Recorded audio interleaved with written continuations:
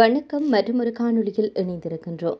இன்றைய நாளில் வெளிவந்த மிக முக்கியமான செய்திகள் தொடர்பாகத்தான் இந்த காணொளி பதிவில் விரிவாக பார்க்க போகின்றோம்.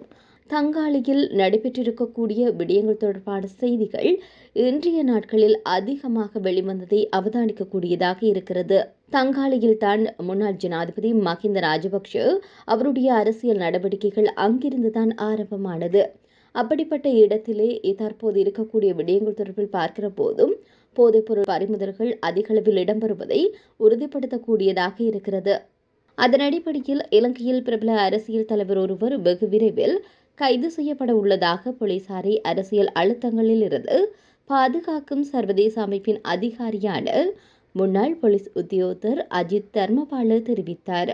ஒரு யூடியூப் செய்தி சேவை ஒன்றுக்கு வழங்கிய செவ்வியில் அவர் இந்த விடயத்தை தெரிவித்தார். பாதாள உலக குழுக்களுடன் முன்னாள் ஆட்சியாளர்களுடன் தொடர்புடைய பிரபல கட்சியைச் சேர்ந்த பலர் நேரடி தொடர்பு வைத்துள்ளனர். பாதாள உலக குழு உறுப்பினர்களினால் ஜனாதிபதி மற்றும் பிரதமருக்கு உயிர் அச்சுறுத்தல்கள் ஏற்பட்டுள்ளது. இதுவரையில் கைது செய்யப்பட்டவர்களினால் புலனாய்வு பிரிவிற்கு பல முக்கியமான தகவல்கள் கிடைத்துள்ளது. இது தொடர்பில் பல தகவல்கள் தற்போது வெளியிட முடியாது என குறிப்பிட்டார். அவ்வாறான தகவல்களை வெளியிட்டால் கைது செய்யப்பட உள்ள பிரபல அரசியல் தலைமை தப்பித்துக் கொள்ள வாய்ப்பு ஏற்படும். பாதுகாப்பு படைப்பிரிவு அல்லது போலீஸ் அதிகாரியினுடைய வரக்கூடிய மர்ம நபர்களினால் ஜனாதிபதி கொலை செய்யப்படலாம் என்பதற்கான தெளிவான ஆதாரங்கள் கிடைத்துள்ளது. இது தொடர்பான விசாரணைகள் முன்னெடுக்கப்பட்டுள்ளது. பாதாள உலக குழு உறுப்பினர்களுடன் அரசியல்வாதிகளுக்கும் நெருங்கிய தொடர்பு உள்ளமை அண்மையில் கைது செய்யப்பட்ட மெனம்பேரி மூலம் உறுதி செய்யப்பட்டுள்ளது. ஹேகல் பத்ர பத்மி மற்றும் நகரபிதாவான எரங்க சேனரத்ன துபாயில் ஒன்றாக நீச்சல் தடாகத்தில் குளிக்கும் புகைப்படமும் என்னிடம் உள்ளது. தங்காளியில் மிகப்பெரிய அளவில் ஐஸ் போதைப் பொருட்கள் மீட்கப்பட்டுள்ளது. ஐஸ் போதைப் பொருட்கள் மீட்பின் போது 3 பேர் உயிரிழந்தனர். இந்த சம்பவம் ஒன்றோடு ஒன்று தொடர்பட்டுள்ளது. கடந்த காலங்களில் அரசியல்வாதிகள் மற்றும் போலீஸ் மா அதிபருடன் பாதாள உலக குழுவிற்கும் இடையில் தொடர்பு இருக்கிறது. எனினும் தற்போது அவ்வாறு இல்லை என்பதையும் காண முடிகின்றது. தற்போதைய ஜனாதிபதி மற்றும் அரசாங்கம் பாதாள உலக குழுவிற்கு எதிராக உள்ளது. இதனால் எடுக்கப்படும் நடவடிக்கையை பாதாள குழுக்களை அழிக்கக்கூடியது ஆகும். இவ்வாறான சூழலில் நாட்டில் பிரதான தரப்பு தலைவர் ஒருவர் ஓரிரு நாட்களில் கைது செய்யப்பட உள்ளார். இதன் காரணமாக முன்னாள் அரசியல்வாதிகள் ஒன்றாக இணைந்துள்ளனர். அண்மையில் ஐக்கிய தேசிய கட்சியின் மாநாட்டில் தயாஸ்ரீ ஜெயசேகர அவர்கள் கூறிய விடயங்களை நன்கு கவனித்தால் விடயம் புரியும் என அஜித் தர்மபால மேலும் தெரிவித்தார். தென்னிலங்கையில் போதைப்பொருள் கடத்தலுடன் முன்னாள் ஆட்சியாளர்களுக்கு முக்கிய தொடர்பு இருப்பதாக ஜனாதிபதி அனுகுமார திசாநாயக்க பாதுகாப்பு அமைச்சரான ஆனந்த் விஜயபால வெளிப்படையாக தெரிவித்திருந்தமையும் இங்கு சுட்டிக்காட்டத்தக்கதாக இருக்கிறது. மேலும் தங்காளியில் கைப்பற்றப்பட்டுள்ள ஐஸ் லோரியை தொடர்ந்து துபாயிலிருந்து செயல்படுவதாக நம்பப்படும் பாதாள உலக குழுவினுடைய தலைவர் உணுகுருவி சாந்தவுடன் தொடர்புடைய ஒரு பாரிய போதைப்பொருள் கடத்தல் அம்பலப்படுத்தப்பட்டிருந்தது. சீனி மோதிரம் மற்றும் ஹொடவெல்லவில் இருந்து கைப்பற்றப்பட்டுள்ள ஹெரோயின் மற்றும் கிறிஸ்டல் மெத்தம்பேட்டமைன் ஆகியவற்றின் மொத்த எடையானது 705 கிலோகிராம் 170 கிராம் என்று இலங்கை போலீஸ் அதிகாரப்பூர்வமாக அறிவித்திருந்தமையும் இங்கு குறிப்பிட்டு கூறக்கூடிய ஒரு விடயமாக இருக்கிறது. இது நாட்டின் வரலாற்றில் மிகப்பெரிய நில அடிப்படையிலான போதைப்பொருள் பறிமுதல் என்பது குறிப்பிட்டு கூறக்கூடிய ஒரு விடயம். போதைப்பொருளினுடைய மொத்த மதிப்பை பார்க்கிற போது அது 10 பில்லியனை தாண்டும் என்று கூறப்படுகின்றது. இந்த நிலையில் சீனி மோதிரவில் உள்ள ஒரு வீட்டிற்கு 2 உடல்கள் கண்டெடுக்கப்பட்டதை அடுத்து இந்த நடவடிக்கை வெளிப்படுத்தப்பட்டிருக்கிறது. சம்பவ இடத்தில் இருந்ததாக கூறப்படும் நபர் மருத்துவமனையில் அனுமதிக்கப்பட்ட பின்னர் இறந்திருக்கின்றார். இந்த நடவடிக்கை ஆழமான விசாரணைகளை தூண்டியிருப்பதுடன் வீட்டின் அருகே நிறுத்தப்பட்டிருந்த 2 லோரிகளிலும் ஹொடவெல்லுவில் சுமார் 1.5 கிலோமீட்டர் தொலைவில் இருந்து 3வது லோரியிலும் மறைத்து வைக்கப்பட்டிருந்த போதைப் பொருட்கள் பறிமுதல் செய்யப்பட்டுள்ளது.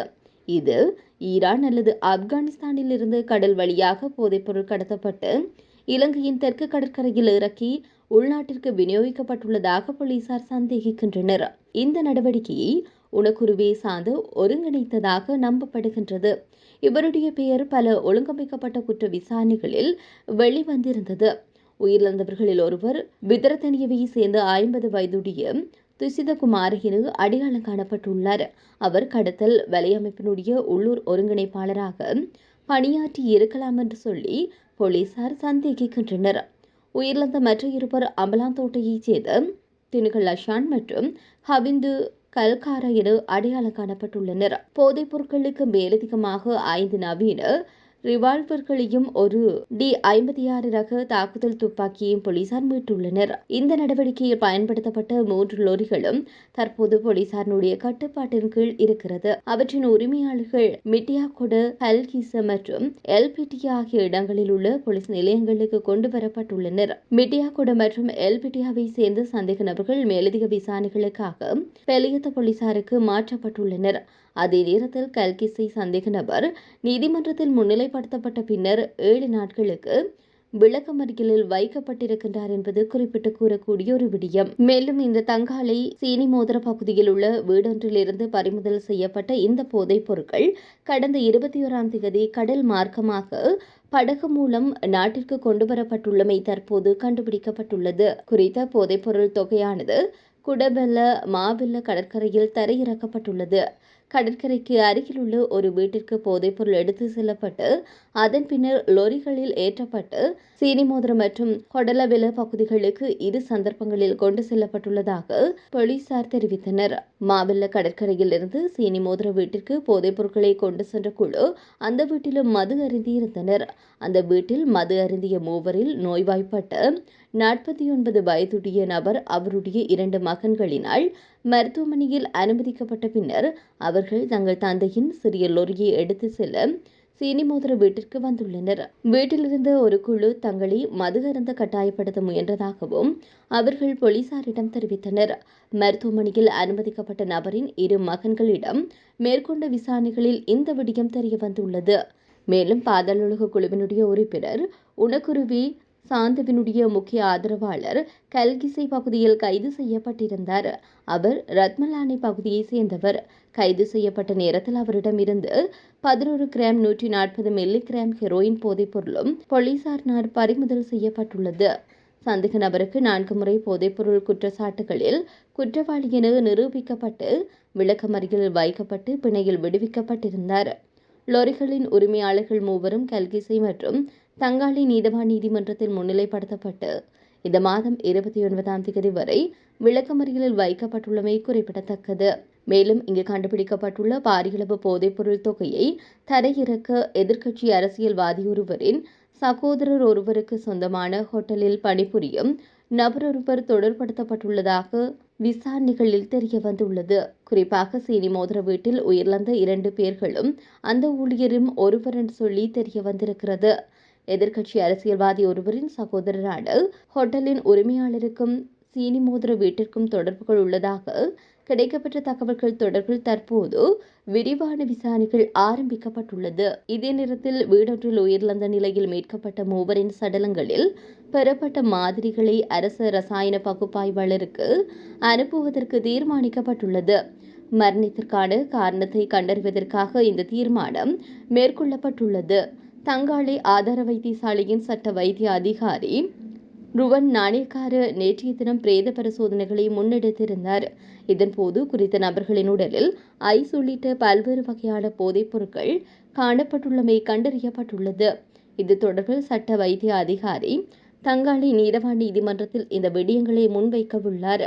போலீசாருக்கு நேற்று முன்தினம் கிடைத்த தகவல்களுக்கு அமைய மேற்கொள்ளப்பட்டிருக்கக்கூடிய சோதனையின் போதுதான் தங்காலை சீனி மோதரை பகுதியில் வீடொன்றில் மர்மமான முறையில் உயிரிழந்த இருவருடைய சடலங்கள் மீட்கப்பட்டிருந்தது. குறித்த வீட்டிலிருந்து ஆபத்தான நிலையில் மீட்கப்பட்டிருந்த மற்றொரு நபர் தங்காலை வைத்தியசாலையில் அனுமதிக்கப்பட்ட பின்னர் தான் அவரும் உயிரிழந்திருக்கின்றார். இதன் பின்னர் முன்னெடுக்கப்பட்ட விசாரணைகளில் தான் இந்த 3 லொரிகளில் இருந்து பாரியளவிலான ஐஸ் மற்றும் ஹெரோயின் தொகை கண்டுபிடிக்கப்பட்டுள்ளதுடன் அதன் பெறுமதியானது 10 பில்லியன் என மதிப்பிடப்பட்டுள்ளதாகவும் போலீசார் தெரிவித்து வந்தனர். இவ்வாறாக தங்காலையில் இடம்பெற்றிருக்கக்கூடிய இந்த ஒரு விடயமானது மிகப்பெரிய அளவில் பேசுபொருளாக மாறியிருக்கின்றது. இதே நேரத்தில் இவை தொடர்பான மேலதிக விவரங்கள் வெளிவருகின்ற போது அதனையும் தொடர்ச்சியாக தருவதற்கு தயாராக இருக்கின்றோம். நன்றி.